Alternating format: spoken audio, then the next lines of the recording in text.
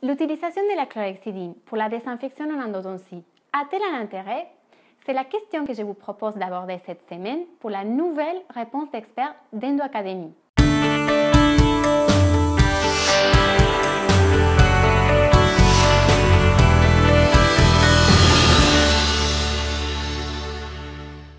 La désinfection endodontique est obtenue par l'association d'un élargissement de l'espace canalaire et de la désinfection de l'utilisation par l'utilisation de la solution désinfectante qui peuvent circuler au sein du canal grâce à la mise en forme préalable.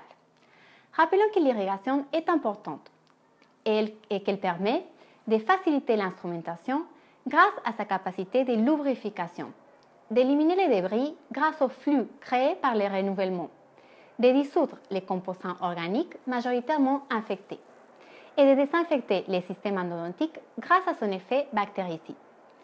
Pour atteindre ces objectifs, la solution d'irrigation idéale devrait donc être bactéricide, avoir une action solvante sur les matières organiques, être solvante sur les composants minéraux de la boue dentinaire. En outre, ces solutions ne doivent aucunement être agressives pour les tissus périapicaux.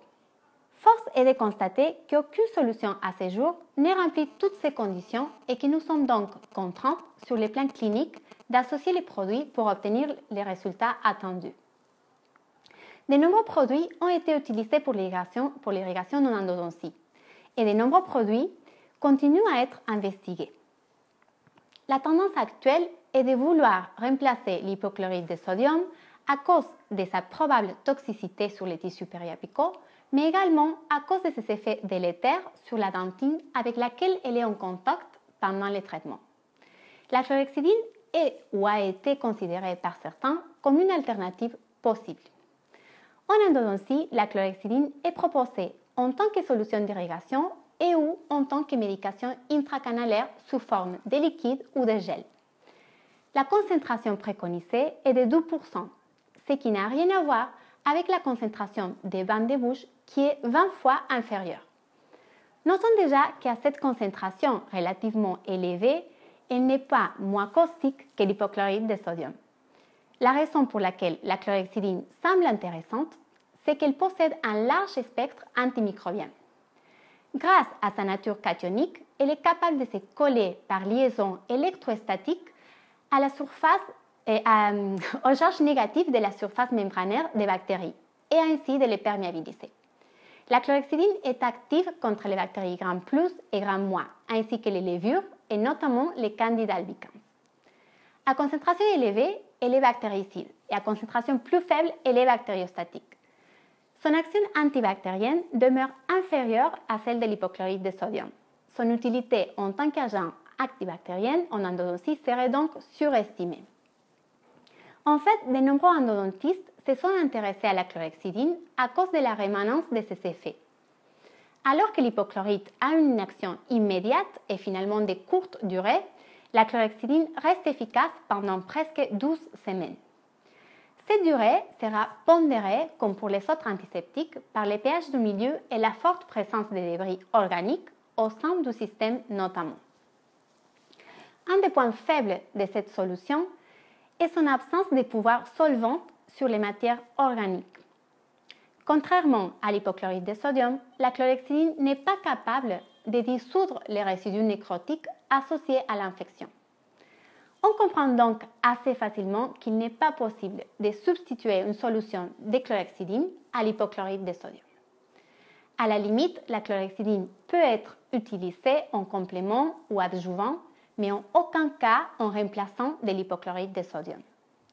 Ainsi, il est possible d'envisager un rinçage du canal avec une solution de chlorhexidine au moment de la phase finale de désinfection, voire éventuellement l'utiliser en tant que médication temporaire intermédiaire si le traitement est effectué en 2 temps.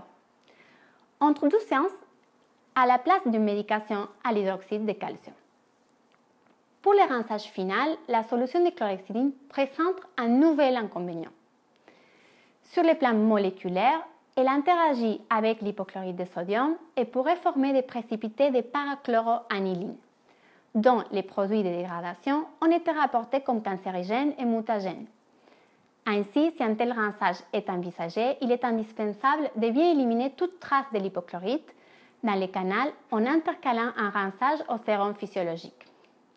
Une forme de gel est préconisée pour la médication en interséance, mais son efficacité demeure limitée. Enfin, certains auteurs ont proposé d'associer et mélanger un gel de chlorhexidine et de l'hydroxyde de calcium. Pourquoi pas, mais aucune démonstration n'a permis de confirmer ni d'infirmer l'intérêt de ce mélange. Alors, finalement, utiliser une solution de chlorhexidine pour optimiser la désinfection de l'endodonte est-elle justifiée? La littérature, bien que prolifique sur les sujets, ne permet pas de se faire une opinion tranchée sur les sujets. Mais finalement, ce n'est pas le seul sujet en endodontie qui ne trouve pas de réponses franches dans la littérature.